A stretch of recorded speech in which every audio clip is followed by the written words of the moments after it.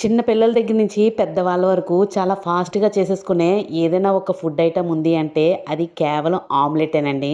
నా స్టైల్‌లో ఆమ్లెట్ ఎలా చేసుకోవాలో ఇప్పుడు చూసేయండి. నేనైతే ఒక 3 ఉల్లిపాయలైతే తీసుకుంటున్నాను. అలాగే చిన్న అల్లం ముక్క, ఒక 2 పచ్చిమిర్చి అయితే తీసుకుంటున్నాను. అవి చక్కగా వీలైనంత సన్నంగా అయితే తరుక్కుంటే చాలా బావుంటదండి. ఆమ్లెట్ వేసుకునేటప్పుడు చిన్న చిన్న ముక్కల్లా ఉంటే బావుంటది. ఏదైనా పెద్ద ముక్కల్లాగా ఉంటే పిల్లలు అంత ఇంట్రెస్ట్‌గా అయితే తినరు.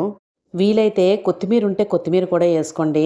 నా దగ్గర కొత్తిమీర లేదు. అందుకని కొత్తిమీర అయితే వేసుకోవట్లేదు.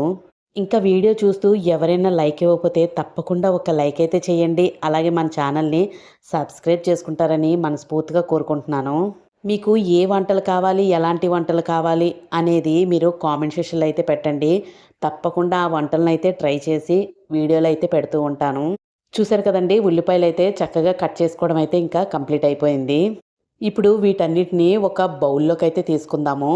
చాలా తక్కువ ఇంగ్రీడియెంట్స్ అండి. చాలామంది ఎక్కువ ఎక్కువ వేస్తూ ఉంటారు ఇందులోని. నేనైతే అన్ని ఎక్కువైతే అస్సలు వేయను. మనం ఏదైనా కరెక్ట్‌గా, పర్ఫెక్ట్‌గా చేసుకుంటే టేస్ట్ కూడా అంతే పర్ఫెక్ట్‌గా వస్తది. ఇందులోని కొంచెం సాల్ట్ అయితే వేసుకున్నాను. తర్వాత ఒక 3 టీ స్పూన్స్ అయితే కారం అయితే వేసుకున్నాను. నెక్స్ట్ వీటన్నిటిని ఫోర్క్‌తో అయితే కలుపుకోవాలి. స్పూన్‌తో కలిపితే అంత పర్ఫెక్ట్‌గా అయితే కలదండి. ఫోర్క్‌తో ఒక్కసారి ట్రై చేసి చూడండి. ఇక్కడ నేనైతే ఒక 5 గుడ్లయితే తీసుకుంటున్నాను. మీకెన్ని కావాలంటే అన్ని వేసుకోవచ్చు. నాకు ఈ ఉల్లిపాయల క్వాంటిటీ బట్టి నాకైతే ఈ గుడ్లు సరిపోతాయి అనిపించింది. 5 అయితే వేసుకుంటున్నాను. చాలామంది ఉల్లిపాయల్లోనే ఎగ్గులు కొట్టేసి వేసేస్తూ ఉంటారండి. అలా కాకుండా ఉల్లిపాయల్లోనే కారం వేస్తే ఆ తర్వాత కారం అనేది చాలా పర్ఫెక్ట్‌గా కలుస్తది.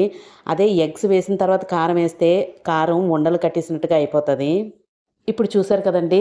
గుడ్లు వేసిన తర్వాత ఎంత బాగా గిలక్కొడితే అంత బాగా ఫ్లఫీగా అయితే వస్తది ఆమ్లెట్. చాలా బావుంటది.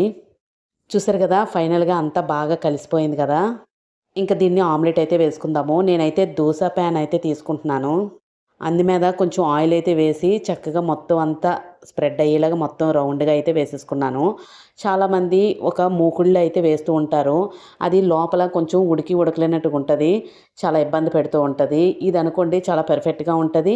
ఆమ్లెట్ వేయలేని వాళ్ళు కూడా చాలా ఈజీగా తీసేసుకోవచ్చు. చూసారు కదా! ఎంత పర్ఫెక్ట్‌గా రౌండ్‌గా వచ్చిందో.